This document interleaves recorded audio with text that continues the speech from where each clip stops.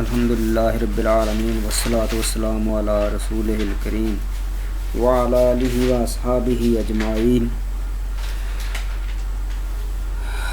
عزیز طلباء، ہمارا آج کا جو موضوع ہے وہ پچھلے موضوعات کا تسلسل ہی ہے کہ ہیومن پرسنالٹی کو پروموٹ کرنے والے جو ایلیمنٹس ہیں، اللہ تعالیٰ نے جو احکامات دیے ہیں جن پر عمل کرنے سے ہیومن پرسنالٹی جو ہے انسانی شخصیت کا درجہ اونچا ہو سکتا ہے، اللہ کے ہاں بھی اور لوگوں کے درمیان بھی، معاشرے میں بھی۔ تو یہ بھی ہمارا اسی ہی کا تسلسل ہے کہ ہاؤ تقوی پروموٹ ہیومن پرسنالٹی، کہ تقوی انسانی شخصیت کو کیسے بلند مقام دیتا ہے، بلند درجہ کرتا ہے۔ ٹھیک ہے، تو تقوی کا جو معنی ہے کہ اس کا لغوی معنی یہ ہے کہ کسی نقصان دہ چیز کے اور اپنے درمیان کوئی یعنی ہرڈر آڑ کر کے اس سے بچنا، کسی نقصان دہ چیز سے اور اپنے درمیان کوئی رکاوٹ ڈال کر اس سے بچنا، اس کو تقوی کہا جاتا ہے۔ ٹھیک ہے، یعنی اس سے اپنی حفاظت کرنا، یا اس طرح سے حضرت عمر فاروق رضی اللہ تعالیٰ عنہ نے ایک دفعہ حضرت ابی ابن کعب رضی اللہ تعالیٰ عنہ سے تقوی کا مطلب پوچھا، تو حضرت ابی رضی اللہ تعالیٰ عنہ نے کہا کہ اے امیر المومنین، کیا آپ کبھی کانٹوں والے راستے پر چلے ہیں؟ تو امیر المومنین حضرت عمر فاروق رضی اللہ تعالیٰ عنہ نے کہا کہ ہاں۔ تو حضرت ابی ابن کعب رضی اللہ تعالیٰ عنہ نے پوچھا، تو اس راستے میں گزرتے ہوئے آپ کیا کرتے ہیں؟ حضرت عمر فاروق رضی اللہ تعالیٰ عنہ فرمانے لگے کہ میں اپنا دامن سمیٹ لیتا ہوں تاکہ وہ کانٹوں اور جھاڑیوں میں الجھ نہ جائے۔ تو حضرت ابی ابن کعب رضی اللہ تعالیٰ عنہ نے کہا کہ اے امیر المومنین، یہی تقوی ہے، اسی کو تقوی کہتے ہیں۔ تقوی یعنی گناہوں کی، اللہ کی نافرمانیوں کی خاردار جھاڑیوں سے اپنے آپ کو بچا کر نگل جانا، یہ تقوی ہے۔ ٹھیک ہے، تو اللہ تعالیٰ نے قرآن پاک میں جگہ جگہ اس کا ذکر کیا ہے۔ یا ایھا الذین آمنوا اتقوا اللہ حق تقاتہ ولا تموتن الا وانتم مسلمون، کہ اے ایمان والو، اللہ سے ڈرو۔ تقوی کا معنی ڈرنا ہے نا، جیسے ڈرنے کا حق ہے۔ یا ایھا الذین آمنوا اتقوا اللہ وقولوا قولا سدیدا، اے ایمان والو، اللہ سے ڈرو اور سیدھی بات کہو۔ یا ایھا الذین آمنوا اتقوا اللہ ولتنظر نفس ما قدمت لغد، اے ایمان والو، اللہ سے ڈرو اور دیکھو کہ تم نے کل کے لیے کیا بھیجا ہے آگے۔ ٹھیک ہے،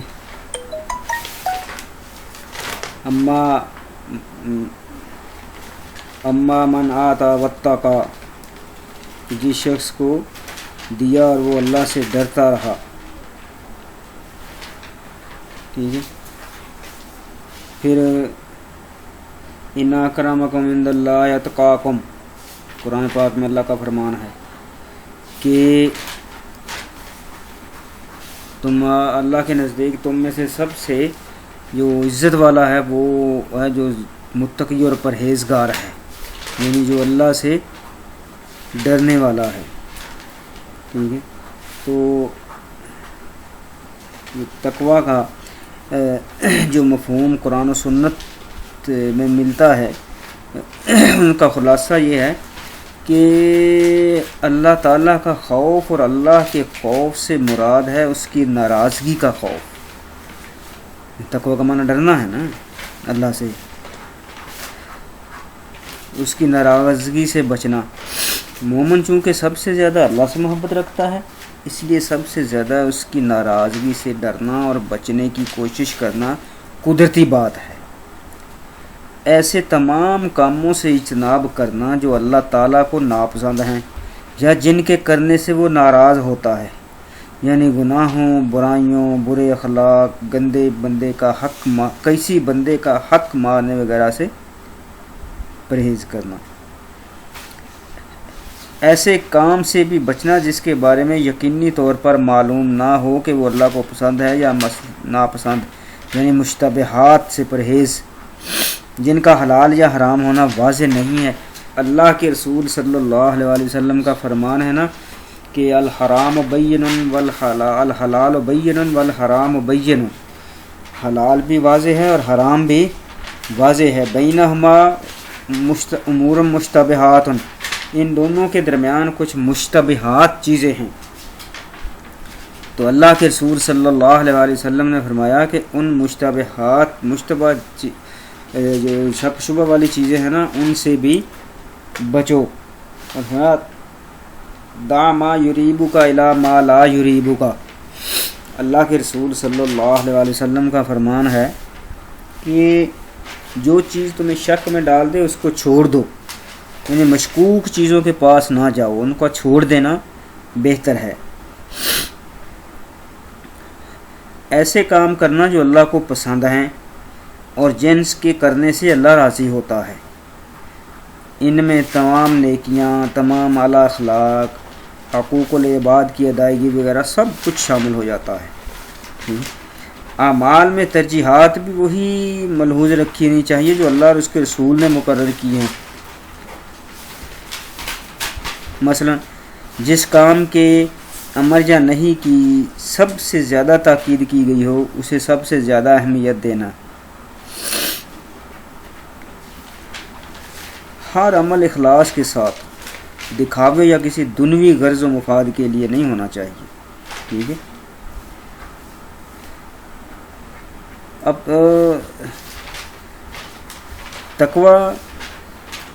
تقوی کا جو مرکز ہے وہ دل ہے۔ اللہ کے رسول صلی اللہ علیہ وسلم نے ایک مرتبہ اپنے دل مبارک کی طرف اشارہ کر کے فرمایا التقوی ہاہنا، کہ تقوی پرہیزگاری یہاں ہے۔ ہم اسے باطنی شعور یا ضمیر کے احساس سے بھی تعبیر کر سکتے ہیں۔ ہر انسان کو یہ باطنی شعور یا ضمیر کا احساس فطری طور پر عطا ہوتا ہے۔ سورہ شمس میں ہے نا، اللہ تعالیٰ نے ارشاد فرمایا فَأَلْهَمَهَا فُجُورَهَا وَتَقْوَاهَا، یعنی اسے بدی نافرمانی اور اس کا تقوی الہام کیا، دونوں چیزیں کر دی۔ لہذا نیکی اور بدی میں تمیز کرنے کی صلاحیت فطری طور پر ہر انسان کے اندر رکھ دی جاتی ہے۔ یہ صلاحیت بخشنے کے بعد اسے یہ آزادی اور اختیار عطا ہوا کہ چاہے نیکی کرے چاہے بدی کرے، یعنی دونوں چیزیں دے دیں، نیکی بھی برائی بھی، راستے دکھا دیے اور بتا دیا کہ یہ غلط ہے یہ صحیح ہے، اب آپ کی مرضی۔ نیکیاں کرنے سے اس فطری تقوی میں اضافہ ہوتا ہے اور بدی کرنے سے اس میں کمی واقع ہوتی ہے۔ کیوں ہوتی ہے کمی؟ پیچھے ہم نے پڑھا نا کہ اللہ کے رسول کا فرمان ہے جب انسان ایک گناہ کرتا ہے تو اس کے دل پر ایک سیاہ نقطہ لگ جاتا ہے، جب وہ کوئی نیکی کرتا ہے توبہ کر لیتا ہے تو وہ نقطہ ختم ہو جاتا ہے، لیکن اگر وہ مزید گناہ کرتا ہے تو وہ نقطہ بڑا ہوتا جاتا ہے، حتیٰ کہ اس کا پورا دل سیاہ ہو جاتا ہے گناہوں کی وجہ سے۔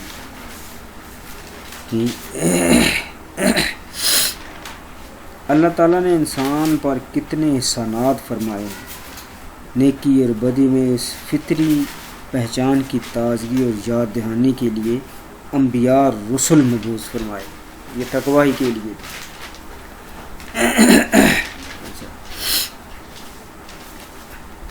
اب تقوی میں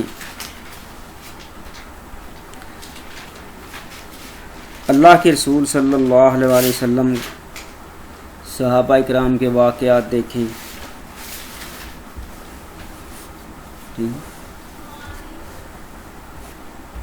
ایک دفعہ حضرت حسن رضی اللہ تعالیٰ عنہ چھوٹے تھے، اللہ کے رسول صلی اللہ علیہ وسلم کے گھر میں وہ پھر رہے تھے، تو وہ بچے تھے تو چلتے پھرتے کہیں سے ان کو ایک کھجور کا ٹکڑا مل گیا، تو چونکہ بچے تھے انہوں نے اٹھا کر منہ میں ڈال لیا، تو اللہ کے رسول صلی اللہ علیہ وسلم نے دیکھا اور کہا کہ بخ بخ، یعنی اس کو پھینک دو، اس کو پھینک دو، حتیٰ کہ آپ صلی اللہ علیہ وسلم نے ان کے منہ میں انگلی ڈال کر وہ نکال دیا اور فرمایا کہ مطلب ہمیں نہیں معلوم کہ یہ کھجور کہاں سے آئی ہے، کس طرح کی ہے، ٹھیک ہے، اگر تو صدقے کی ہے تو صدقہ ہم لوگوں کو جائز نہیں ہے، اور ہمیں کچھ پتہ نہیں ہے کہ یہ کہاں سے آئی، یعنی شک تھا نا، تو شک والی چیزوں کو چھوڑ دیا۔ تو آپ صلی اللہ علیہ وسلم نے جس چیز میں تھوڑا سا شک ہوتا اس کو چھوڑ دیتے، اس کو کرتے نہیں تھے۔ اچھا، پھر خلفائے راشدین میں آ جائیں، حضرت ابوبکر صدیق رضی اللہ تعالیٰ عنہ، ان کے بارے میں تو اللہ تعالیٰ نے قرآن پاک میں آیات نازل کی، وَأَمَّا مَنْ آتَىٰ وَاتَّقَىٰ وَصَدَّقَ بِالْحُسْنَىٰ، یہ آیات ان کے بارے میں نازل ہوئی تھی۔ ایک دفعہ ان کے غلام نے ان کو دودھ کا گلاس لا کر دیا اور ان کو بھوک لگی تھی، انہوں نے جلدی سے پی لیا، یہ پوچھا نہ کہ کہاں سے آیا ہے، ٹھیک ہے۔ بعد میں ان کو خیال آیا تو اپنے غلام سے پوچھا کہ یہ دودھ کہاں سے لایا تھا، تو اس نے کہا کہ میں کسی اور شخص کی بکریاں کرائے پہ چرا رہا تھا، مجھے بھوک لگی تو میں نے دودھ نکالا، خود بھی پیا اور آپ کے لیے بھی یہ لے آیا۔ تو حضرت ابوبکر صدیق رضی اللہ تعالیٰ عنہ فرمانے لگے کہ کیا آپ نے اس کے مالک سے اجازت لی تھی، پوچھا تھا؟ تو وہ جو غلام تھا وہ کہنے لگا نہیں، اس سے اجازت تو نہیں لی تھی۔ تو حضرت ابوبکر صدیق رضی اللہ تعالیٰ عنہ نے اسی وقت اپنے یعنی حلق میں انگلی ڈالتے اور کہہ کرتے، پانی پیتے پھر کہہ کرتے، پھر پانی پیتے پھر کہہ، بار بار، اور ساتھ فرما یہ رہے تھے کہ اگر اس دودھ کو نکالنے میں میری جان بھی چلی جاتی تو میں پھر بھی اس دودھ کو نکال کر رہتا، کیونکہ وہ شک والا تھا، جائز نہیں تھا، مالک کی مرضی کے بغیر لیا گیا تھا۔ یہ تھا ان کا تقوی اور پرہیزگاری۔ عمر فاروق رضی اللہ تعالیٰ عنہ کا تقوی اور پرہیزگاری مثال بن گئی، ضرب المثل بن گئی پوری انسانیت کے لیے۔ حضرت عثمان غنی رضی اللہ تعالیٰ عنہ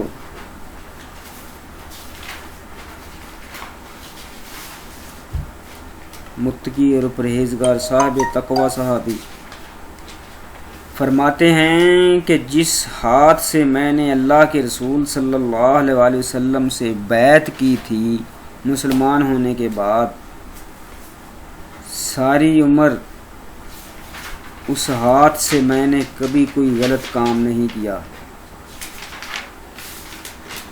ساری عمر۔ یہ ان کا تقوی تھا، یہ پرہیزگاری تھی۔ علی المرتضیٰ رضی اللہ تعالیٰ عنہ بھی ایسے ہی، یہ تو صحابہ تھے نا، اللہ نے ان کے بارے میں فرما دیا کہ رضی اللہ عنہم و رضوا عنہ، اللہ ان سے راضی ہے، وہ اللہ سے راضی ہو گئے، اور وہ اللہ کے رسول تھے، یہ تو بہت اعلیٰ بستیاں تھیں۔ اس سے نیچے آ جائیں،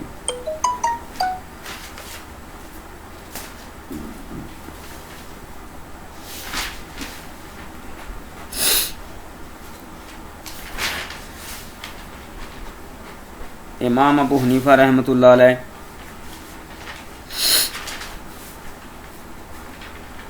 ان کے تقوی کا معیار یہ تھا کہ ایک دفعہ ان کے محلے میں نا بکری چوری ہو گئی. ان کو جب پتہ چلا بکری چوری ہو گئی ہے تو یہ جو لوگ بکریاں رکھتے ہیں نا ان کے پاس گئے اور ان سے پوچھا کہ ایک بکری کی اوسطاً عمر کتنی ہوتی ہے. تو ان کو بتایا گیا کہ تقریباً 7 سال بکری کی عمر ہوتی ہے. تو امام ابو حنیفہ رحمہ اللہ نے 7 سال تک بکری کا گوشت نہیں کھایا کہ کہیں وہ چوری کی بکری کا گوشت مارکیٹ میں نہ آ جائے اور میں نہ کھا لوں. یہ تھا ان کا تقوی کا معیار، یہ تقوی تھا ان کا. ایسے ہی امام مالک رحمۃ اللہ علیہ، امام احمد بن حنبل رحمۃ اللہ علیہ، امام شافعی رحمۃ اللہ علیہ، یہ سارے مطلب ان کا تقوی کا معیار یہ تھا ان کو. ٹھیک ہے. اچھا، پھر آپ دیکھیں اللہ نے قرآن پاک میں جو روزے فرض کیے ہیں نا تو اس میں اینڈ پر کیا فرمایا؟ یا ایھا الذین آمنوا کتب علیکم الصیام کما کتب علی الذین من قبلکم لعلکم تتقون. روزے اس لیے فرض کیے ہیں تاکہ تم متقی بن جاؤ، پرہیزگار بن جاؤ، یعنی تقوی آ جائے تمہیں، اللہ کا خوف آ جائے، ڈر آ جائے. قرآن کریم میں یہ لفظ بہت استعمال ہوا ہے، بلکہ ایمان کے ساتھ تقوی کا اکثر حکم آتا ہے. تقوی کے معنی وہ تو پہلے ہو گئے کہ ڈرنا بچنا. اگر اس کا تعلق اللہ تعالیٰ یا قیامت کے دن سے ہو تو اس سے ڈرنا مراد ہوتا ہے، کیونکہ رب سے اور قیامت سے کوئی بچ نہیں سکتا. اب یہاں اس کا معنی بچنا نہیں کریں گے، ڈرنا کہیں گے، قیامت سے بھی ڈرنا اور اللہ سے بھی ڈرنا. یا ایھا الذین آمنوا اتقوا اللہ فاتقوا النار التی وقودها الناس بالحجارہ. ڈرو ساگ سے جس کا ایندھن انسان اور پتھر ہیں. ھدی للمتقین، متقین ڈرنے والوں کے لیے، یہ متقی پرہیزگار لوگوں کے لیے یہ ہدایت ہے. فاصبر ان العاقبۃ للمتقین، صبر کرو، جو آخرت ہے، عاقبت ہے، وہ پرہیزگار لوگوں کے لیے ہے. فمن اتقی واصلح فلا خوف علیہم ولا هم یحزنون. جو اللہ سے ڈر گیا اور اپنی اصلاح کر لی تو اس کو کوئی نہ غم ہے نہ خوف.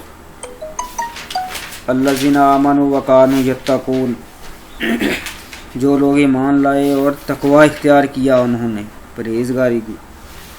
ان تتقوا اللہ یجعل لکم فرقانا. یہ مطلب جو قرآن پاک کی ساری آیات اس کے متعلق جو اللہ نے قرآن پاک میں ذکر کیا بہت سی ہیں. ٹھیک ہے کہ اگر اللہ کی اطاعت کرو گے تو تمہارے لیے فرق بنا دے گا. وَمَن يُعَظِّمْ شَعَائِرَ اللَّهِ فَإِنَّهَا مِن تَقْوَى الْقُلُوبِ. جو کوئی اللہ کی نشانیوں کی تعظیم کرے تو یہ دل کی پرہیزگاری سے ہے. اللہ کی نشانیاں کیا ہیں؟ اللہ کے احکامات، نبی کے معجزات، یہ سارے. وَمَن يُعَظِّمْ حُرُمَاتِ اللَّهِ فَهُوَ خَيْرٌ لَهُ عِندَ رَبِّهِ. اور جو کوئی اللہ کی یعنی جو حرمت والی چیزیں ہیں ان کی تعظیم کرے گا تو اس کے لیے اس کے رب کے ہاں بہت بہتر ہے، بدلہ ہے. یہ بھی قرآن کریم میں یہ ہے کہ شاعر اللہ یعنی اللہ کی نشانیاں کیا چیزیں ہیں. فرماتا ان الصفا والمروۃ من شاعر اللہ فمن حج البیت او اعتمر فلا جناح علیہ ان یطوف بہما. صفا مروہ بھی اللہ کی شاعر ہیں، یعنی اللہ کی نشانیاں. ٹھیک ہے.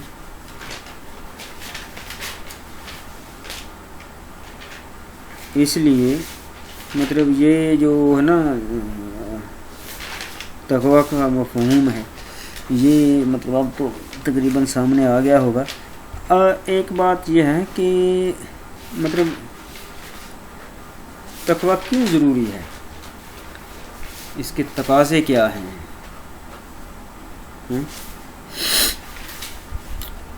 سب سے پہلی بات تقوی ہوگا تو ایمان پختہ ہوگا.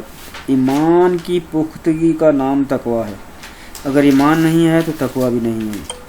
کوئی سوال ہی پیدا نہیں ہوتا کہ ایمان اور تقوی لازم و ملزوم ہے کہ دونوں میں سے ایک ہو اور دوسرا نہ ہو. واتقوا اللہ ان کنتم مومنین، اللہ سے ڈرو، تقوی اختیار کرو اگر تم ایمان والے ہو تو. ٹھیک ہے. اچھا، ان الذین یغضون اصواتهم عند رسول اللہ اولئک الذین امتحن اللہ قلوبهم للتقوی. جو لوگ اللہ کے رسول کے پاس اپنی آوازیں نیچی رکھتے ہیں تو اللہ نے تقوی کے لیے ان کے دلوں کا امتحان لیا تھا، اور وہ امتحان میں پاس ہوئے. لہم مغفرۃ و اجر عظیم، پاس ہو گئے.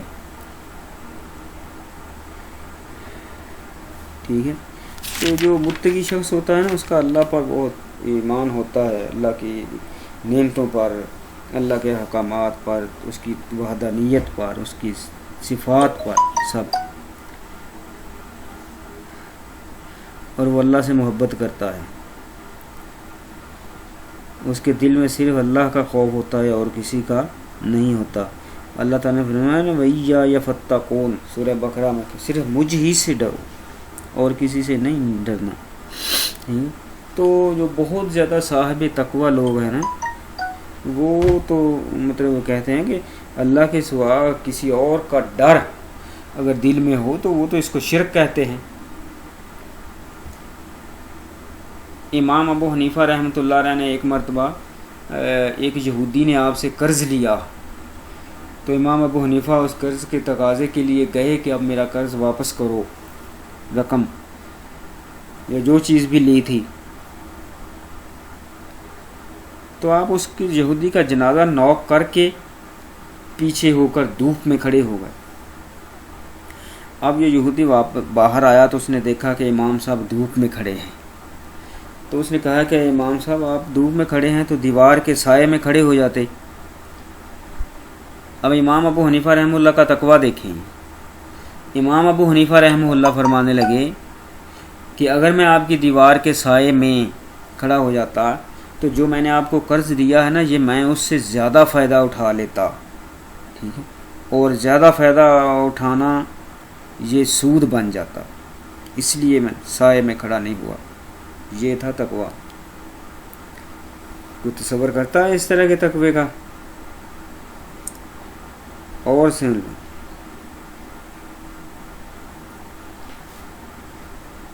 امام احمد بن حنبل رحمۃ اللہ علیہ، یہ ان کا نا تھا اصل علاقہ مصر کا تھا. تو یہ ایک دفعہ گئے کہیں کسی دوسرے ملک میں علم حدیث کے لیے. تو وہاں پر انہوں نے مطلب مکان کرائے پر لیا اسٹے کرنے کے لیے، کیونکہ کافی دن ٹھہرتے تھے جب کہیں بھی جاتے تھے اس وقت لوگ.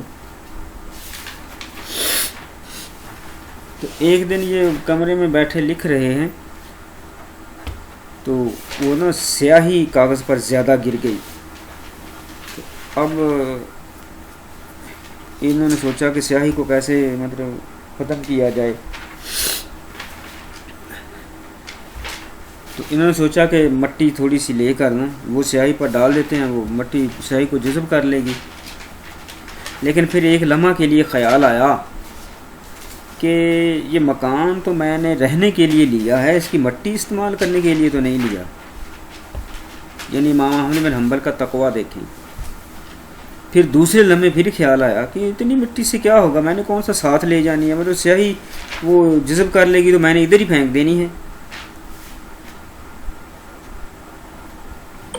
کر لیا.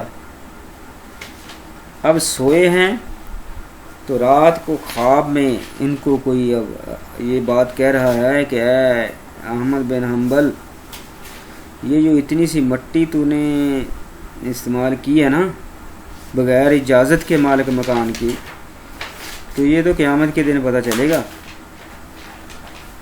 کہ اس مٹی کو آپ نے اتنا لائٹ لے لیا. صبح ہوئی مالک مکان کے پاس گئے، ان کو بات بتائی اور ان سے معذرت کی، اور اسی وقت وہ معاملہ رفع دفع کروایا۔ یہ تھا تقوی، اس کو تقوی کہتے ہیں۔ وہاں سے جب واپس آئے نا تو کسی سے لکھنے کے لیے قلم لیا تھا، تو جب سامان باندھا تو اتفاق سے وہ سامان میں ہی رہ گیا قلم۔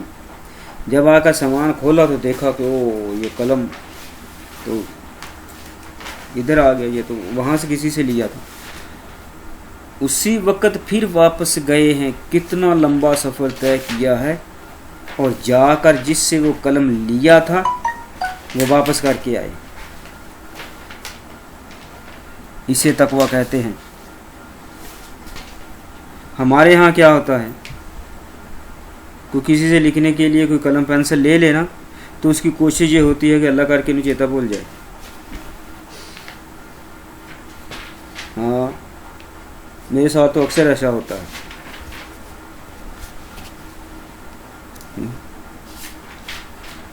تقوی کا یہ اہم تقاضا ہے کہ بندوں کے حقوق آسان طریقے سے ادا کرے۔ اللہ کے بندوں سے محبت کرے، ان سے ہمدردی کرے، مصیبت میں ان کے کام آئے، والدین بھی، بچوں، رشتہ داروں سے اچھا سلوک کرے۔ فَلْيُؤَدِّ الَّذِي تُؤْمِنُ أَمَانَتَهُ وَلْيَتَّقِ اللَّهَ رَبَّهُ، تو جس کو امانت سونپی گئی ہے وہ اس کے مالک کو اس کی امانت ادا کرے اور اپنے رب سے ڈرے، وَلْيَتَّقِ اللَّهَ رَبَّهُ، اور اپنے رب سے ڈرتا رہے۔ اللہ کی راہ میں خرچ کرنا بھی متقی لوگوں کے اوصاف میں شامل ہے۔ مال انسان کو جو کہ بہت پیارا ہوتا ہے نا، مگر جو متقی پرہیزگار لوگ ہوتے ہیں نا، ان کو اللہ سے محبت زیادہ ہوتی ہے، مال سے نہیں ہوتی۔ جیسے جو حضرت عثمان غنی رضی اللہ تعالیٰ عنہ، کتنا مال تھا ان، لیکن ان کو مال سے محبت نہیں تھی، اللہ سے محبت تھی، اسی لیے آنکھیں بند کر کے بغیر حساب کے اللہ کے راستے میں خرچ کرتے تھے۔ حضرت عبد الرحمن ابن عوف رضی اللہ تعالیٰ عنہ، یہ سارے تو اللہ کی محبت میں مال خرچ کرنا متقی کا انفاق فی سبیل اللہ صرف اللہ کی خوشنودی حاصل کرنے کے لیے ہوتا ہے۔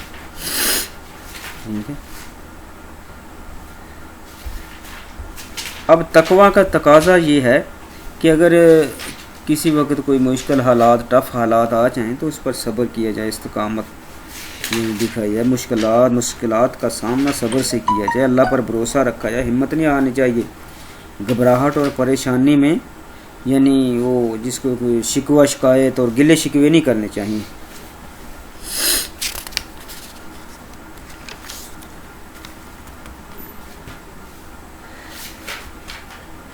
تو متقی اور پرہیزگار لوگ جو یہ تقوی ہے نا، مشکوک چیزوں سے بھی کرتا ہے، بچاتا ہے۔ نیکی اور تقوی میں تعاون کرنا چاہیے۔ اللہ کے رسول کا فرمان ہے سورہ مائدہ، وَتَعَاوَنُوا عَلَى الْبِرِّ وَالتَّقْوَىٰ وَلَا تَعَاوَنُوا عَلَى الْإِثْمِ وَالْعُدْوَانِ وَاتَّقُوا اللَّهَ، نیکی اور تقوی کے کاموں میں ایک دوسرے سے تعاون کرو، ہیلپ کرو، گناہ اور زیادتی کے کاموں میں نہیں کرنا، واتقوا اللہ، اللہ سے ڈرتے رہنا ہے۔ قرآن پاک میں سورہ تغابن میں اللہ تعالیٰ نے فرمایا ہے نا، فاتقوا اللہ ما استطعتم، یعنی جتنی تم میں طاقت ہے اس کے مطابق اللہ سے ڈرتے رہو۔ یا ایھا الناس اتقوا ربکم الذی خلقکم من نفس واحدہ، کہ اے لوگو اللہ سے ڈرتے رہو، اس اللہ سے جس نے تمہیں پیدا کیا۔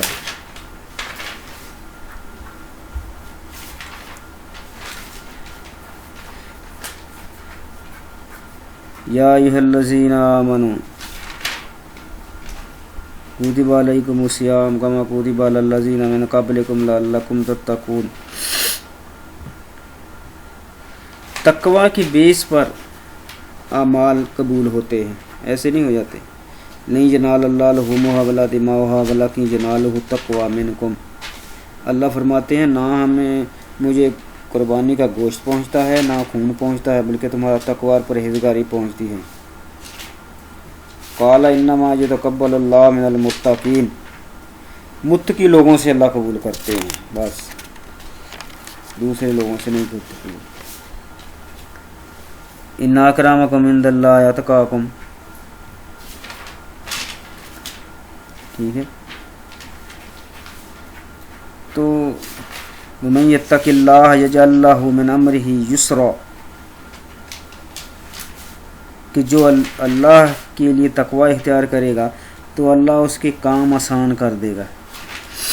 ومن یتق اللہ یجعل لہ مخرجا، جو اللہ کے لیے تقوی اختیار کرے گا تو اللہ اس سے مشکلات سے نکلنے کے راستے پیدا کر دے گا۔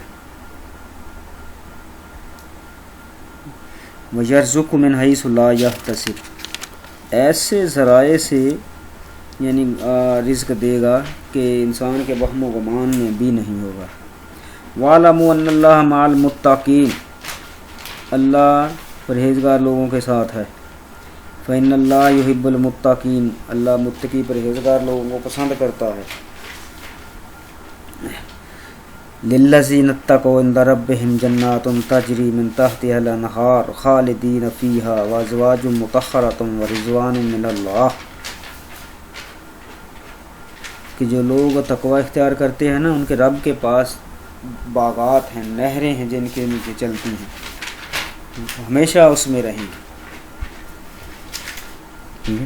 تو جو لوگ اپنے رب کا تقوی رکھتے ہیں نہیں، یعنی گروہ در گروہ جنت کی طرف لے جایا جائے گا۔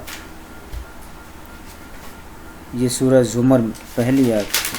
وَمَن يَتَّقِ اللَّهَ يُكَفِّرْ عَنْهُ سَيِّئَاتِهِ وَيُعْظِمْ لَهُ أَجْرًا، سورہ طلاق۔ جو اللہ سے ڈرتا ہے اس کے گناہ مٹا دیے جاتے ہیں۔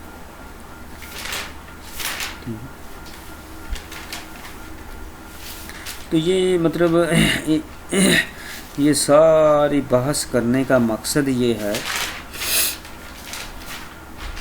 کہ تقوی اختیار کرنے سے بندہ کے درجات بلند ہوتے ہیں، اللہ کے ہاں بھی اور دنیا میں بھی۔ اللہ کے ہاں درجات بلند ہوتے ہیں تو اللہ اس شخص کی، متقی اور پرہیزگار شخص کی عزت لوگوں کے دلوں میں ڈال دیتے ہیں، لوگ بھی اس کی عزت کرتے ہیں، معاشرے میں ان کو بلند مقام ملتا ہے، معاشرے کے سارے لوگ، گلی محلے کے لوگ اس کی عزت کرتے ہیں جو متقی اور پرہیزگار شخص، و حتیٰ کہ بدترین سے بدترین شخص بھی متقی پرہیزگار سے کی عزت کرتا ہے۔ یہ اللہ نے ان کے دلوں میں ڈالی ہوتی ہے۔ تو جب اس کی عزت ہوگی لوگوں کے دلوں میں بھی، اللہ کے ہاں بھی، تو یقینی بات ہے کہ اس کی جو شخصیت ہے اس کو چار لگ جائیں گے، اس کی شخصیت بڑھے گی، اپ گریڈ ہوگی، پروموٹ ہوگی، ٹھیک ہے۔ ایسے ہی مطلب اور بھی بہت سی کوالٹیز ہیں جن کا اللہ نے ذکر کیا ہے، ٹھیک ہے۔ مطلب یہ تو تقوی ہے نا، یہ سارا کچھ کرنا ہے، لیکن یہ کرنا ہے سارا کچھ اخلاص کے ساتھ، خلوص دل سے، نیت صاف ہو، صرف اللہ کی رضا کے لیے ہو، اور اس میں کسی قسم کا یعنی کوئی جس کو کہنے کہ ملاوٹ نہیں ہونی چاہیے، دکھاوا نہیں ہونا چاہیے۔ اللہ کے رسول کا فرمان ہے نا، حضور نے صحابہ سے فرمایا کہ مجھے تمہارے بارے میں سب سے زیادہ جو خطرہ ہے وہ شرک خفی کا ہے۔ تو صحابہ نے عرض کیا ہے اللہ کے رسول یہ شرک خفی کیا ہوتا ہے؟ تو آپ صلی اللہ علیہ وسلم نے فرمایا کہ ریاکاری، دکھاوا اعمال ہوں گے۔ آپ نے فرمایا من صلی یرائی فقد اشرک، جس نے دکھاوے کی نماز پڑھی اس نے شرک کیا۔ من صام یرائی فقد اشرک، جس نے دکھاوے کا روزہ رکھا اس نے شرک کیا۔ من تصدق یرائی فقد اشرک، جس نے دکھاوے کا صدقہ کیا اس نے شرک کیا۔ اسی لیے تو اللہ کے رسول صلی اللہ علیہ وسلم کا فرمان ہے کہ انما الاعمال بالنیات، اعمال کا دار و مدار نیتوں پر ہے، یعنی اللہ جانتا ہے نیتوں کو۔ اب انسان تو ایک دوسرے کی نیت کو تو نہیں پہچان سکتا کہ دل میں کیا ہے، جھوٹ بول دے، کوئی پیمانہ نہیں ہے اس کے پہچاننے کا، لیکن اللہ چونکہ دلوں کے راز جانتا ہے، اللہ کو پتہ ہے کہ اس کی نیت کیا ہے، لہذا ہر بندے کو اس کی نیت کے مطابق اس کے ساتھ معاملہ کرے گا. ٹھیک ہے. تو یہ جو حدیث ہے نا، انما الاعمال بالنیات وانما لامرئ ما نوى فمن كانت هجرته الى الله ورسوله فهجرته الى الله ورسوله ومن كانت هجرته الى دنيا يصيبها وامرأة يتزوجها فهجرته الى ما هاجر اليه. بخاری اور مسلم کی متفق علیہ حدیث ہے. اتنی لمبی حدیث ہے. ٹھیک ہے. یہ ایک شخص تھے، مطلب صحابی تھے، کیونکہ ایمان والے بھی تھے اور اللہ کے رسول کو دیکھا بھی تھا. ہجرت کر کے آ رہے تھے نا مدینہ میں، مسلمان اللہ کے رسول بھی آ رہے تھے. تو مدینہ میں ایک عورت نے ان کو پیغام بھیجا کہ اگر تم ہجرت کر کے مدینہ آ جاؤ گے تو میں تم سے نکاح کر لوں گی. تو یہ آ گئے. قیس اس عورت کا نام تھا. تو صحابہ کے یعنی درمیان یہ مہاجر قیس کے نام سے مشہور ہو گئے تھے کہ انہوں نے اللہ رسول کی خاطر ہجرت نہیں کی، بلکہ عورت سے شادی کرنے کے لیے، نکاح کرنے کے لیے ہجرت کی ہے. یعنی نیتیں بدلی نا. تو اعمال کا دار و مدار نیتوں پر ہے. نیت جتنی پرخلوص ہوگی اتنی ہی یعنی اس کا اجر ملے گا. اللہ کے رسول صلی اللہ علیہ وسلم کا فرمان ہے نا، لن ینال اللہ ان اللہ لا ينظر الى صورکم ولا اجسامکم ولکن ينظر الى قلوبکم واعمالکم. اللہ تعالیٰ نے نہ تمہاری صورتیں دیکھنی ہیں، نہ شکلیں دیکھنی ہیں، اللہ نے تمہارے دل دیکھنے ہیں اور اعمال دیکھنے ہیں. ٹھیک ہے. صورتیں شکلیں نہیں دیکھنی کہ کون خوبصورت ہے، کون سفید، کس کا رنگ سفید ہے، کس کا سیاہ ہے. نو، اللہ کے یہاں ان کی کوئی اہمیت نہیں ہے. پھر کہ جسم بھی نہیں دیکھنے کہ کوئی بالکل کمزور سا ہے، کوئی طاقتور ہے. نو، اللہ نے صرف اعمال دیکھنے اور دل کا خلوص دیکھنا ہے، کتنی خلوص دل سے یہ کام کیا. ٹھیک ہے.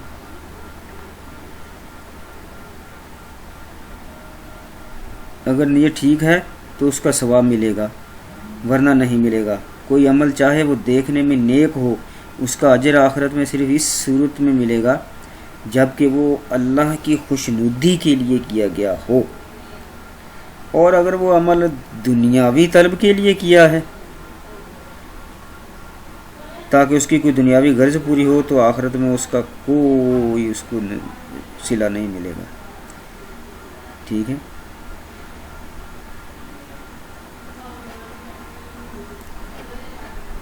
حضرت ابو ہریرہ رضی اللہ تعالیٰ عنہ فرماتے ہیں نا، قال سمعت رسول اللہ صلی اللہ علیہ وسلم یقول ان اول الناس یقضی یوم القیامت علیہ رجل استشہد فاوتی بہ فعرفہ نعمہ فعرفہا. لمبی حدیث ہے، یہ کافی لمبی حدیث ہے. خلاصہ یہ ہے کہ قیامت کے دن اللہ کے سامنے ایک شہید کو لایا جائے گا تو اللہ اس سے حساب کتاب لیں گے. وہ کہے گا کہ اللہ میں تیرے راستے میں شہید ہوا، قتال کیا، کافروں کو سے ساتھ لڑا. تو اللہ تعالیٰ فرمائیں گے نہیں، تو میرے لیے یہ کام نہیں کیا، بلکہ تو نے یہ کام اس لیے کیا ہے تاکہ لوگ تجھے بہادر کہیں. تو دنیا میں لوگوں نے تجھے بہادر کہہ دیا، میرے پاس اس کا کوئی اجر نہیں ہے. ایک عالم کو لایا جائے گا کہ اے اللہ میں نے تیری رضا کے لیے علم حاصل کیا. تو اللہ تعالیٰ فرمائیں گے تو نے میری رضا کے لیے علم حاصل نہیں کیا، تو نے علم حاصل اس لیے کیا کہ تو علماء کے ساتھ بحث کرے گا، لوگوں کے ساتھ بحث کرے گا، اپنے علم کا رعب جمائے گا.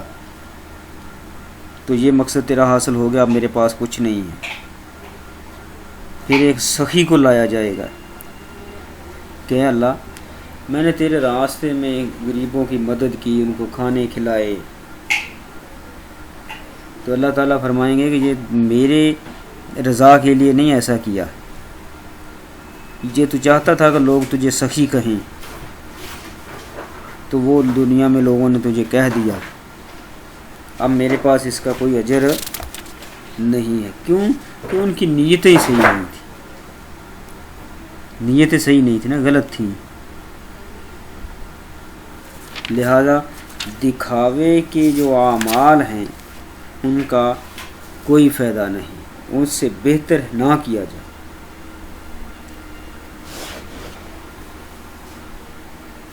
ریاکاری سے اعمال ضائع ہو جاتے ہیں، دکھاوے سے، صرف اللہ کی رضا کے لیے خالص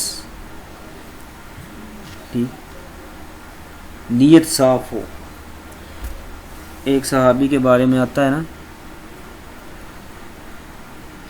کہ اس نے ایک مکان بنوایا اور اس میں ایک وینٹیلیٹر رکھا، روشن دان، تو اللہ کے رسول صلی اللہ علیہ وسلم نے پوچھا کہ یہ کس لیے رکھا ہے، تو اس نے کہا کہ اللہ کے رسول اس وینٹیلیٹر سے روشنی آئے گی، ہوا آئے گی۔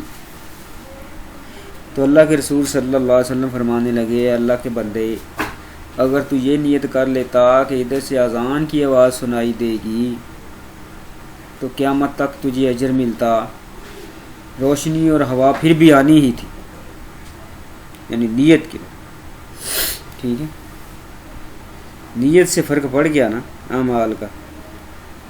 یا ایک اور واقعہ ملتا ہے کہ ایک صحابی آئے اللہ کے رسول صلی اللہ علیہ وسلم کے پاس ملنے کے لیے مسجد نبوی میں، تو انہوں نے یعنی مسجد نبوی کے قریب، دروازے کے قریب نا ایک کھونٹا گاڑ دیا، قلعہ گڑھتا۔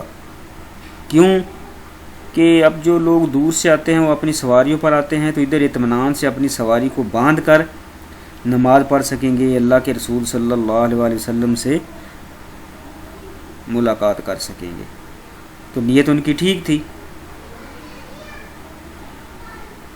تو اس کے بعد ایک اور صحابی آئے، انہوں نے دیکھا کہ مسجد نبوی کے پاس، دروازے کے پاس کھونٹا گڑا ہوا ہے۔ انہوں نے سوچا کہ کہیں ایسا نہ ہو کہ فجر کے وقت یا عشاء کے وقت کوئی ٹھوکر کھا کر اس سے گر نہ پڑے، چوٹ لگ جائے گی۔ انہوں نے وہ کھونٹا اکھاڑ دیا۔ اب نیت دونوں کی ٹھیک ہے اور کام دونوں کے ایک دوسرے کے الٹ ہیں، تو اللہ کے رسول صلی اللہ علیہ وسلم نے دونوں کو اپریشیٹ کیا۔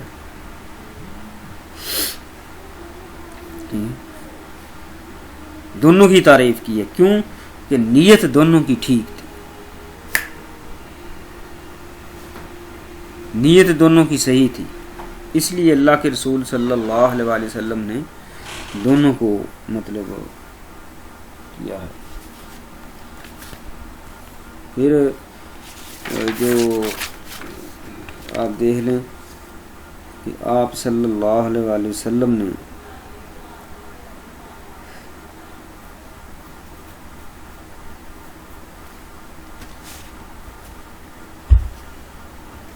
اور آپ کے صحابہ رضی اللہ عنہم نے ہمارے سامنے جو اخلاص کا نمونہ سامنے رکھا ہے،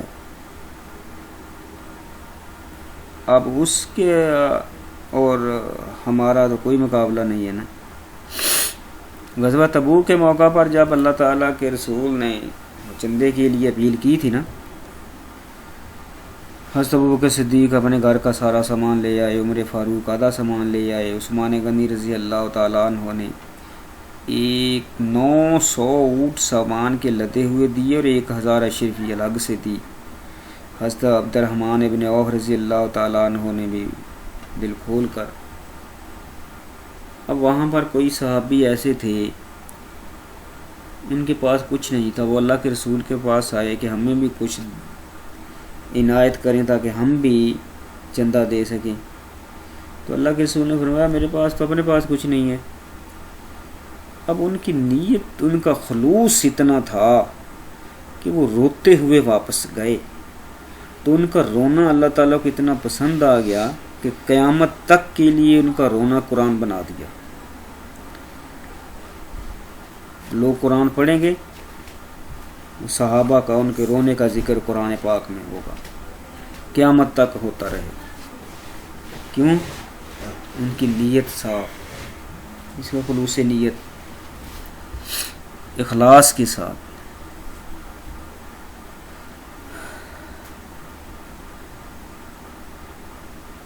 تو جو نیک عمل کیا جائے گا خلوص کے ساتھ، اللہ کے ہاں اس کا بہت بڑا اجر ملے گا،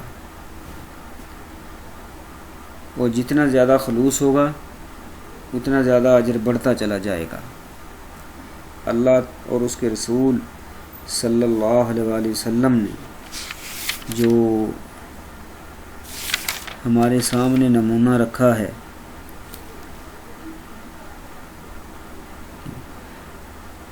ہمیں اس کو فالو کرنا چاہیے، ہمیں دیکھنا چاہیے کہ اخلاص کیا ہوتا ہے، کس کو کہتے ہیں کہ یہ اخلاص ہے۔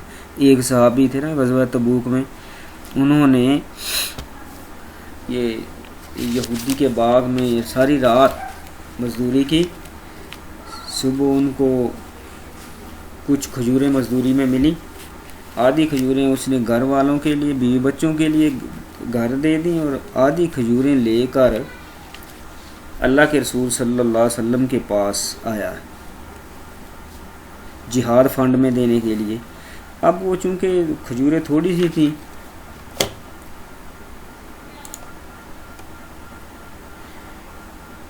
حضرت عبداللہ بن مبارک رحمۃ اللہ علیہ سے منقول ہے، آپ فرماتے ہیں، یہ حضرت عبداللہ بن مبارک رحمۃ اللہ علیہ امام احمد بن حنبل کے شاگرد ہیں اور امام بخاری رحمہ اللہ کے استاد ہیں۔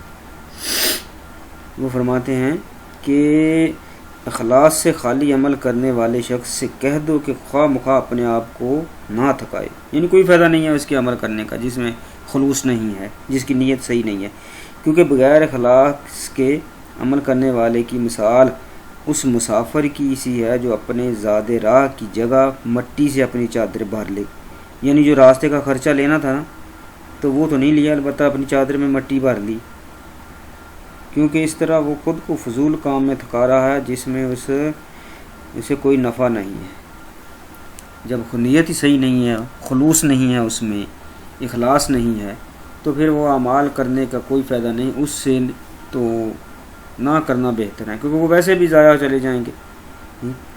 امام ابن کثیر رحمہ اللہ فرماتے ہیں کہ تم نیت کی درستی اور اس کی حقیقت اچھی طرح سیکھ لو، کیونکہ یہ عمل سے زیادہ طاقتور ہے، اور یہ نیت بسا اوقات انسان کو اتنی بلندی تک پہنچا دیتی ہے جہاں تک عمل نہیں پہنچ سکتا،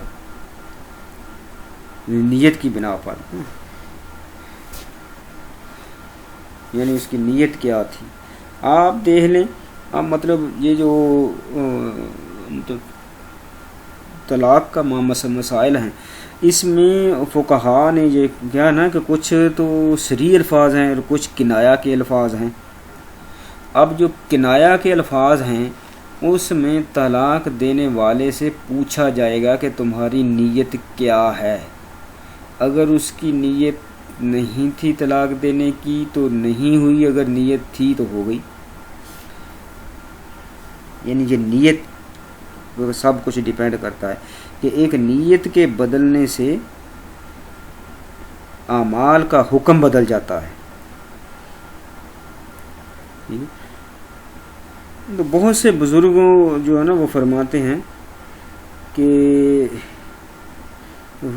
ایک بزرگ فرماتے ہیں کہ میرا دل یوں چاہتا ہے کہ مجھے اور کوئی مصروفیت نہ ہو، میں لوگوں کو صرف نیت کی تعلیم دینا شروع کر دوں، کیونکہ بہت سے لوگ اس کی حقیقت نہ جاننے کی وجہ سے اپنے بڑے بڑے عمل ضائع کر بیٹھتے ہیں، نیت صحیح نہیں ہوتی، دکھاوے کی ہو جاتی ہے، ٹھیک ہے۔ وہ ایک مطلب اسرائیلی روایت ہے نا، امام ابن کثیر رحمہ اللہ نے کی ذکر کی ہے،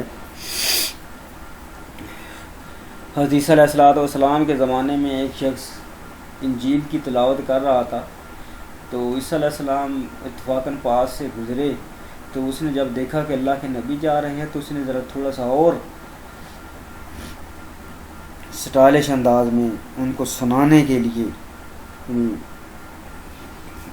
بڑے، یعنی جس کو کہنے کے عجیب انداز میں تلاوت کی، تاکہ عیسیٰ علیہ السلام سنیں اور میری تعریف کریں.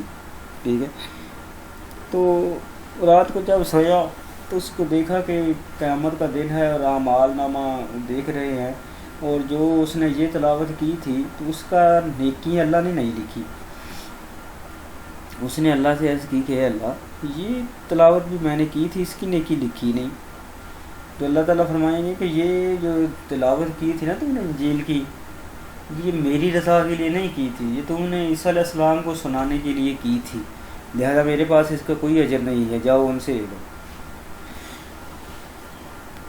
نیت کے بدلنے سے حکم بدلے، کوئی فائدہ نہیں ہوا اس کو اس کی تلاوت کرنے کا.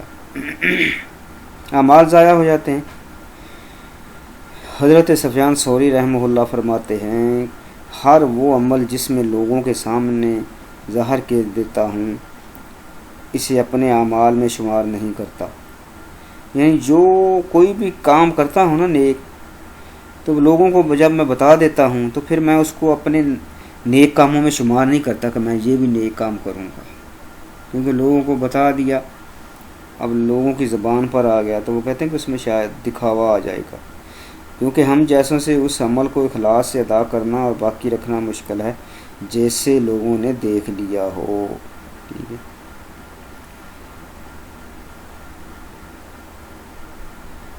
مثالیں اخلاص کی بہت سی مثالیں بھی ہیں، جتنی مرضی مثالیں دے رہے ہیں. وضو میں اخلاص. وضو میں اخلاص کیا ہے؟ انسان کو 5 وقت کے نمازوں میں عام طور سے واسطہ پڑتا ہے. اب وہ عمل پورے اخلاص اور اس بات کو ذہن میں حاضر رکھ کر کیا جائے کہ یہ عمل میرے لیے اجر و ثواب کا باعث ہے اور میں اسے صرف اللہ کی رضا کے لیے کرتا ہوں. اذان کا جواب دینے میں اخلاص، نماز میں اخلاص، زکوٰۃ، صدقات، یہ سارے اس میں یعنی اخلاص ہونا چاہیے. امام ابو حنیفہ رحمہ اللہ حضرت انس بن مالک رحمہ اللہ سے روایت میں منقول ہے کہ جس شخص نے لا الہ الا اللہ اخلاص سے کہا وہ جنت میں داخل ہوگا. انا نزلنا الیک الکتاب بالحق فاعبد اللہ مخلصا لہ الدین، کہ اے نبی، ہم نے یہ کتاب آپ کی طرف حق کے ساتھ نازل کی ہے، بس آپ اللہ کی عبادت کیجئے، اس عبادت کو اس کے لیے خالص کرتے رہیے. ٹھیک ہے. تو مقصد یہ ہے جتنی بھی ہم نے یہ بحث کی ہے تو اس کا خلاصہ مطلب یہی ہے کہ جو اعمال کیے جائیں خالص اللہ کی رضا کے لیے کیے جائیں، ورنہ ان اعمال کا کوئی فائدہ نہیں ہوگا. اور جب اللہ کی رضا کے لیے اعمال کیے جائیں گے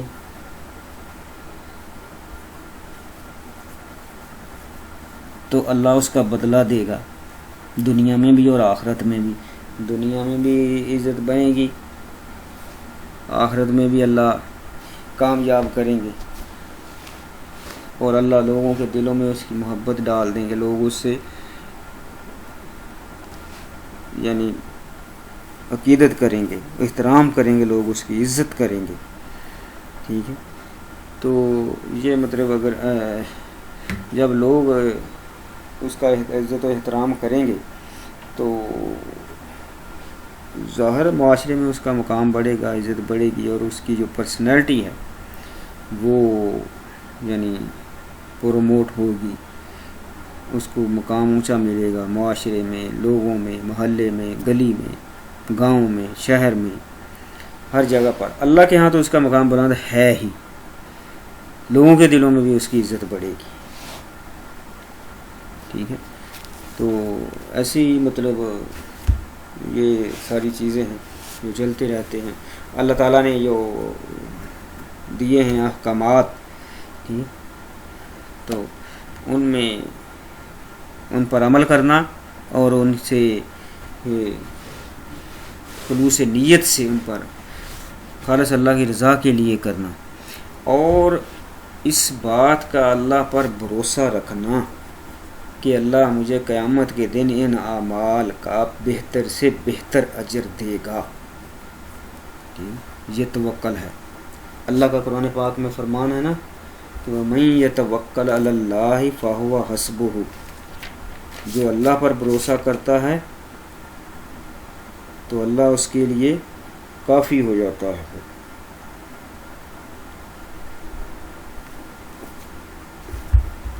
توکل کیا ہے؟ ہر معاملہ اللہ کے سپرد کر دینا، ہر لحاظ سے اپنے آپ کو اللہ کے سپرد کر دینا، اللہ سے یعنی اس حد تک اللہ پر اعتماد بھروسہ کرنا کہ جو میرے لیے جو کچھ بھی اللہ تعالیٰ کرتے ہیں وہ بہتر ہے، میرے لیے بہتر ہے ہر لحاظ سے، اس لیے مجھے کسی اور پر ٹرسٹ کرنے کی ضرورت نہیں ہے، صرف اللہ پر بھروسہ کرتے ہیں۔ حضرت عمر فاروق رضی اللہ تعالیٰ عنہ روایت کرتے ہیں کہ قال سمعت رسول اللہ صلی اللہ علیہ وسلم، میں نے اللہ کے رسول سے سنا، یقول لو انکم تتوکلون علی اللہ حق توکلہ، اگر تم اللہ پر ایسے توکل کرو جیسے توکل کرنے کا حق ہے، لرزقکم کما یرزق الطیر، تو تمہیں ایسے رزق دے گا جیسے پرندوں کو رزق دیتا ہے، تغدو خماسن، صبح جب وہ گھونسلوں سے نکلتے ہیں تو خالی پیٹ ہوتے ہیں، وتروح بطانا، اور جب وہ شام کو واپس لوٹتے ہیں تو ان کے پیٹ بھرے ہوتے ہیں۔ اب نہ وہ جمع کرتے ہیں اور صبح نکلتے ہیں تو ان کو یہ نہیں پتہ ہوتا کہ کہاں سے ملے گا، کہاں جانا ہے، بس اللہ کے بھروسے پر چلے جاتے ہیں پرندے، اور اللہ ان کو رزق بھی دیتا ہے ہر جگہ سے۔ شام صبح کو بھوکے نکلتے ہیں، شام کو پیٹ بھر کر جاتے ہیں واپس گھر میں، اپنے اپنے گھونسلوں میں، ٹھیک ہے۔ تو اللہ کے رسول صلی اللہ علیہ وآلہ وسلم کا فرمان ہے ترمذی شریف میں، حضرت سعد رضی اللہ تعالیٰ عنہ راوی ہیں کہ من سعادت ابن آدم رضاہ بما قضى اللہ لہ ومن شقاوت ابن آدم ترکہ استخارۃ اللہ ومن شقاوت ابن آدم سخطہ بما قضى اللہ، کہ رسول اللہ صلی اللہ علیہ وآلہ وسلم نے فرمایا، آدمی کی خوش نصیبی یہ ہے کہ جو کچھ اللہ اس کے لیے فیصلہ کرے اس سے راضی ہو اور اس پر قناعت کرے، یعنی اللہ پر بھروسہ کرے، وشیش یہی ہے۔ اور آدمی کی بدبختی یہ ہے کہ اللہ سے خیر اور بھلائی کی دعا نہ کرے، اور آدمی کی بد نصیبی یہ ہے کہ اللہ کے حکم اور فیصلے پر ناراض ہو، یہ بدبختی کی نشانی ہے، ٹھیک ہے۔ توکل کے معنی اللہ کو اپنا وکیل بنانا ہے، وکلا یوکل توکلا، اس پر پورا اعتماد کرنا، اور وکیل کہتے ہیں سرپرست کو، اور سرپرست اس کو کہتے ہیں جو بہتری اور بھلائی کی بات سوچے اور خرابیوں سے بچائے۔ مومن کا وکیل اللہ ہے، اس کا مطلب یہ ہے کہ وہ عقیدہ رکھتا ہے کہ اللہ کی طرف سے جو کچھ آئے وہ بھلائی ہے ہر لحاظ، اسی میں میرے لیے بہتری ہے، خدا جس حال میں رکھے گا میں اس سے خوش ہوں، یہ توکل ہے، یہ بھروسہ ہے۔ مومن اپنی سی کوشش کرتا ہے، پھر اپنے معاملے کو خدا کے حوالے کر دیتا ہے، یعنی کوشش کرنا، اور رزلٹ اللہ نے انسان کے ذمے کوشش کرنا لگایا ہے، رزلٹ نہیں، رزلٹ یہ اللہ کے ذمے ہے، کوشش انسان کے ذمے ہے، ٹھیک ہے۔ پھر اپنے معاملے کو اللہ کے سپرد کر دیتا ہے، کہتا ہے کہ اے رب، تیرے کمزور بندہ نے اس کام کے کرنے میں اپنی پوری کوشش کر لی، میں کمزور اور ناتواں ہوں، اس کام میں جو کوتاہی رہ گئی وہ تو پوری کر دے، تو غالب اور طاقت والا ہے، ٹھیک ہے۔ یہ حضرت عمر فاروق رضی اللہ تعالیٰ عنہ کی خلافت میں نا، آپ چونکہ رات کو بھی گشت کرتے تھے دن کو بھی، تو ایک دفعہ آپ دن کو گشت کے لیے نکلے تو آپ نے دیکھا کہ ایک طرف نا کچھ لوگ کافی سارے جمع ہیں، تو حضرت عمر فاروق امیر المومنین تھے، تو انہوں نے صحابہ سے پوچھا کہ یہ کون لوگ ہیں؟ تو صحابہ نے بتایا کہ یہ جی المتوکلین ہیں. تو حضرت عمر فاروق رضی اللہ تعالیٰ عنہ نے پوچھا کہ یہ المتوکلین یہ کون ہے؟ توکل تو ہر کوئی کرتا ہے اللہ پر، ہم بھی المتوکلین ہیں. تو صحابہ نے بتایا کہ اے امیر المومنین، یہ وہ جماعت ہے کہ ان کا دعویٰ ہے کہ ہم اللہ پر توکل کرتے ہیں، یہ بیٹھے ہیں، اللہ ہمیں کھلائے گا تو ہم کھائیں گے. حضرت عمر فاروق رضی اللہ تعالیٰ عنہ نے ان کے ہاتھ میں کوڑا تھا، وہ لے کر ان کے پیچھے لگ کے بھگا دیا سب کہ جاؤ سب کام کرو اور پھر اللہ پر بھروسہ کرو. صبح کو سرکاری آرڈیننس جاری کر دیا، حکم نامہ جاری کر دیا کہ مسلمانوں کی خلافت میں ہر بندہ کام ضرور کرے، بھلے وہ تھوڑا ہی کرے لیکن کرے ضرور، فارغ نہیں بیٹھنا. ٹھیک ہے، تو یہ توکل کا یہ مطلب نہیں ہے کہ بس ایسے ہاتھ پر ہاتھ ڈال کر گھر بیٹھے رہنا اور اللہ ہمیں کھلائے گا. اللہ اس بات پر قادر ہے کہ وہ کھلا سکتا ہے، لیکن یہ اس کا قانون نہیں ہے. قانون اس کا یہ ہے کہ لیس للانسان الا ما سعی، کہ انسان کے لیے کو وہی کچھ ملے گا جس کی اس نے کوشش کی، جتنی کوشش کرے گا اتنا اس کو مل جائے گا. ٹھیک ہے،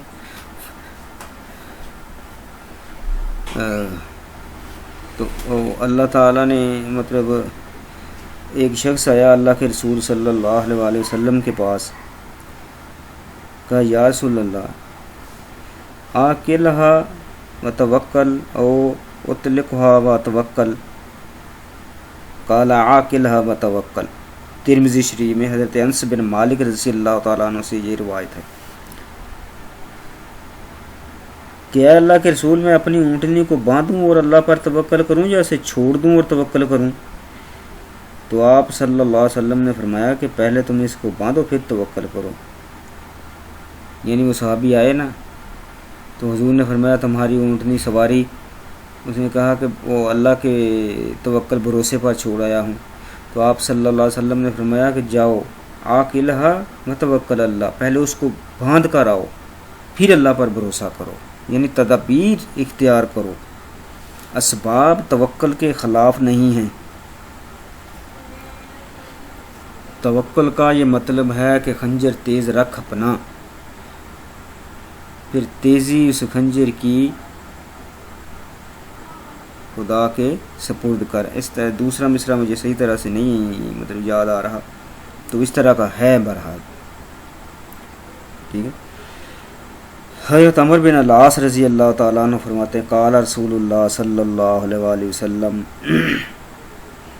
ان قلب ابن آدم بكل واد شعبۃ فمن اتبع قلبه شعب كلها لم يبال الله بأي وبأهلكه ومن توکل اللہ کفاہ الشعب. عمر بن العاص رضی اللہ تعالیٰ عنہ فرماتے ہیں یہ فاتح مصر ہیں، انہوں نے مصر فتح کیا تھا. ٹھیک، حضرت عمر فاروق رضی اللہ تعالیٰ عنہ کی خلافت میں. یہ فرماتے ہیں کہ اللہ کے رسول نے فرمایا آدمی کا دل ہر وادی میں بھٹکتا رہتا ہے، تو جو شخص اپنے دل کو وادیوں میں بھٹکنے کے لیے چھوڑ دے گا تو اللہ کو پرواہ نہ ہوگی کہ اس کو کون سی وادی تباہ کرتی ہے.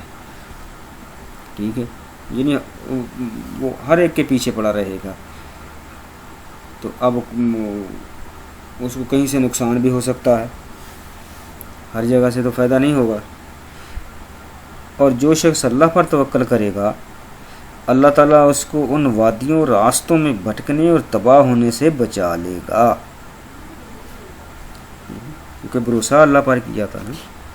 اگر آدمی اللہ کو اپنا وکیل اور سرپرست نہیں بناتا تو اس کا دل ہمیشہ پریشان رہے گا، مختلف قسم کے جذبات کا گھر بنا رہے گا. لیکن جو شخص اپنے دل کو اللہ کی طرح موڑ دے گا تو اس کو یکسوئی حاصل ہو جائے گی. تو یہ اللہ اور اس کے رسول صلی اللہ علیہ وسلم پر توکل کا نتیجہ ہے کہ اللہ اس کو پوری دنیا سے یعنی وہ کر بیگانہ کر دیں گے، کوئی پرواہ نہیں ہوگی اس کے دل میں دنیا کی. ٹھیک ہے،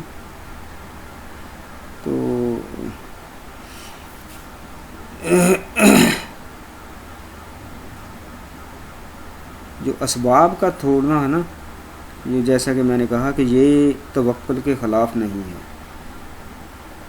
سبب کرنا ہوگا اختیار۔ مثال کے طور پر حضرت شاہ ولی اللہ رحمۃ اللہ علیہ فرماتے ہیں توکل ایسی یعنی تفویض کلی ہے جس کی وجہ سے اسباب کا اختیار کرنے کا سلسلہ ختم ہو جائے۔ حضرت باجزید بستامی رحمۃ اللہ علیہ فرماتے ہیں اپنی تدبیر کو اس کی تدبیر میں فنا کر دینا اور اللہ تعالیٰ پر بطور وکیل اور مدبر راضی ہونا توکل ہے۔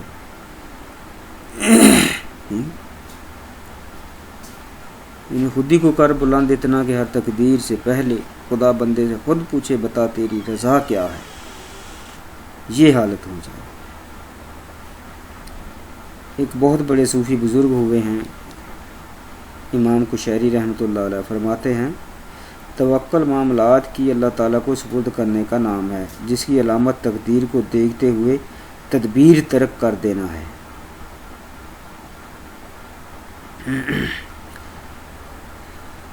شیخ ابن عربی رحمۃ اللہ فرماتے ہیں عالم دنیا میں مختلف اشیاء کے لیے موضوع اسباب کی عدم موجودگی میں اضطراب اور پریشانی کا ہونا توکل ہے۔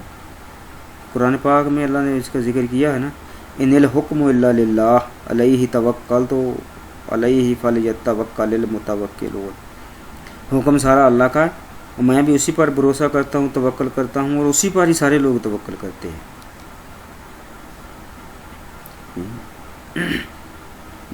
مثلا جب حضرت یعقوب علیہ السلام کے بیٹے اور حضرت یوسف علیہ السلام کے بھائی دوسری دفعہ مصر میں جا رہے ہیں اکٹھے، ٹھیک ہے، تو حضرت یعقوب علیہ السلام نے ان سے کہا تھا کہ آپ نے لا تدخلوا ابواب باب واحد، ایک دروازے سے تم نے داخل نہیں ہونا، بلکہ علیحدہ علیحدہ دروازوں سے، شہر کے دروازے ہوتے نا، کیوں کہا تھا کہ کہیں نظر بد نہ لگ جائے، 10 بھائی تھے نا اس لیے، پھر پیغمبر کی بیٹے تھے، نظر بد سے بچانے کے لیے اللہ پر توکل کیا اور یہ تدبیر اختیار کی۔ تدبیر توکل کے خلاف نہیں ہے، یہ انبیاء نے بھی اختیار کی ہیں، ٹھیک ہے۔ اچھا، مثال کے طور پر اللہ کے رسول جب ہجرت کے لیے نکلے ہیں تو اللہ پر تو بھروسہ تھا، توکل تھا، نبی سے زیادہ کس کا ہو سکتا ہے، لیکن اس کے باوجود پھر بھی احتیاطی تدابیر اختیار کی ہیں کہ عام راستے پر نہیں آئے، دوسرے راستے پر ہٹ کر آئے ہیں، اور کسی کو یعنی پتہ نہیں تھا کہ کون سے راستے سے جانا ہے، کدھر جانا ہے، یہ ساری تدابیر تھی۔ تو یہ تدابیر جو ہے نا یہ توکل کے خلاف نہیں ہے، یہ ہو جاتی ہے۔ پھر اللہ تعالیٰ کا قرآن پاک میں فرمانا سورہ نحل میں اِنَّهُ لَيْسَ لَهُ سُلْطَانٌ عَلَى الَّذِينَ آمَنُوا وَعَلَىٰ رَبِّهِمْ يَتَوَكَّلُونَ، شیطان کا ایسے لوگوں پر زور نہیں چلتا جو ایمان لائے اور اپنے پروردگار پر بھروسہ کیا۔ شیطان ان کا کچھ نہیں بگاڑ سکتا جو اللہ تعالیٰ پر بھروسہ رکھتے ہیں، اللہ پر توکل کرتے ہیں، ٹھیک ہے۔ اچھا، پھر بہت سی احادیث مبارکہ بھی ہیں۔ اللہ کے رسول کا فرمان ہے تم کو اگر اللہ پر پورا بھروسہ ہوتا جیسے ہونا چاہیے تو تم اس طرح رزق دیتا کہ صبح کو بھوکے آشیانے سے آتے اور شام کو سیر ہو کر لوٹ جاتے۔ وہ جو ابھی حدیث گزری ہے پرندوں والی، حضرت ابن عباس رضی اللہ تعالیٰ عنہ روایت کرتے ہیں اللہ کے رسول معراج پر تشریف لے گئے تو آپ صلی اللہ علیہ وسلم سے کہا گیا آپ کی امت کے 70,000 آدمی ایسے ہیں جو بغیر حساب کتاب جنت میں داخل ہوں گے۔ آپ صلی اللہ علیہ وسلم نے فرمایا یہ وہ لوگ ہیں جو نہ داغتے ہیں، نہ جھاڑ پھونک کرتے ہیں، اور نہ ہی بدفعلی لیتے ہیں، بلکہ اپنے رب پر بھروسہ اور توکل کرتے ہیں۔ جھاڑ پھونک اور جادو منتر یہ نہیں کرتے، بدفعلی جیسے یہ آج کل وہ بازاروں میں سڑکوں پر بیٹھے ہوتے ہیں نا طوطا لے کر قسمت کا حال بتانے والے، اگر طوطا ہی قسمت کا حال بتا سکتا تو وہ تو غریب خود بے جان اور قید میں ہے، تو اس کو تو پتہ ہوتا کہ اس کی تو اپنی زندگی میں قید ہے، تو وہ دوسروں کی قسمت کیا بتائے گا جس کی اپنی قسمت کوئی نہیں ہے۔ شیخ عبد القادر جیلانی رحمۃ اللہ علیہ فرماتے ہیں متوکل رب کے وعدے پر مطمئن رہتا ہے، یعنی اللہ نے اس کے جو قسمت میں لکھ دیا ہے نا وہ اس پر راضی ہے۔ جو ایمان مفصل اور ایمان مجمل ہم شروع میں پڑھتے آئے ہیں پچھلی کلاسز میں کہ آمنت باللہ کما ہوا باسمائہ و صفاتہ و قبلت جمیع احکامہ اقرار باللسان و تصدیق بالقلب، یہ ہے توکل کہ اللہ نے یا ایمان، یہ ایمان مجمل ہے یا ایمان مفصل ہے، آمنت باللہ و ملائکتہ و کتبہ و رسلہ والیوم الآخر و قدرہ و خیرہ و شرہ من اللہ تعالی والبعث بعد الموت،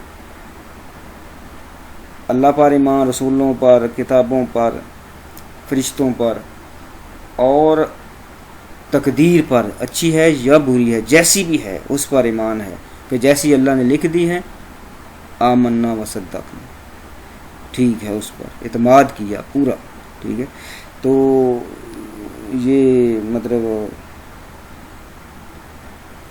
جو ہے نا توکل کی اتنی بڑی لمبی بحث ہم نے کر لی ہے، تو دیکھیں کہ جو توکل اختیار کرتا ہے اللہ اس کو پوری دنیا سے بے نیاز کر دیتا ہے، اس کو دنیا کی کوئی پرواہ نہیں ہوتی، کیونکہ اس کا معاملہ اللہ کے سپرد ہوتا ہے۔ جس کا معاملہ اللہ کے سپرد ہو جائے تو اللہ تعالیٰ اس کو کسی کا محتاج نہیں ہونے دیتا، دنیا میں بھی اور آخرت میں تو سوائے اللہ کے اور کسی کا کوئی محتاج ہوتا ہی نہیں ہے۔ تو جو ایسا شخص ہے صرف اللہ پر بھروسہ کرنے والا شخص ہے، ٹھیک ہے، تو اللہ کے نزدیک اس کا بہت بڑا مقام ہے، اللہ تعالیٰ نے اس کی جو قدر و منزلت ہے وہ لوگوں کے دلوں میں بھی ڈال دیتے ہیں، ٹھیک ہے، اور ایسا شخص جگہ جگہ پر سوال نہیں کرتا تو لوگوں کے دلوں میں اس کی یعنی عزت پیدا ہوتی ہے، لوگ اس کو قدر کی نگاہ سے دیکھتے ہیں، تو یوں جب وہ ان کو لوگوں کے دلوں میں ان کی عزت ہوتی ہے تو اس کی جو شخصیت ہے وہ لوگوں کے دلوں میں اور زیادہ یعنی مقبول ہو جاتی ہے، اور اس کی شخصیت اور پروموٹ ہو جاتی ہے، اس کے درجات بلند ہوتے ہیں دنیا میں بھی اور آخرت میں بھی، وہ دنیا بھی کامیاب اس کی اور اس کی آخرت بھی کامیاب ہو جاتی ہے۔ مقصد صرف یہ ہے کہ یہ پوری استقامت کے ساتھ اللہ پر بھروسہ رکھنا ہے، شک و شبہ کا نہیں، کیونکہ اللہ کے رسول کا فرمان ہے نا، حدیث قدسی ہے، اللہ تعالیٰ نے فرمایا کہ انا عند عبدی ظن بی، کہ میں اپنے بندے کے ساتھ وہی معاملہ کرتا ہوں جس کا وہ میرے ساتھ گمان کرتا ہے۔ دعا کرتے ہیں نا، اگر دعا میں یہی ہو کہ پتہ نہیں قبول ہوگی یا نہیں ہوگی تو اللہ بھی اس دعا کو ایسے یعنی ڈاؤٹ فل ہی رکھتے ہیں، شک و شبہ میں۔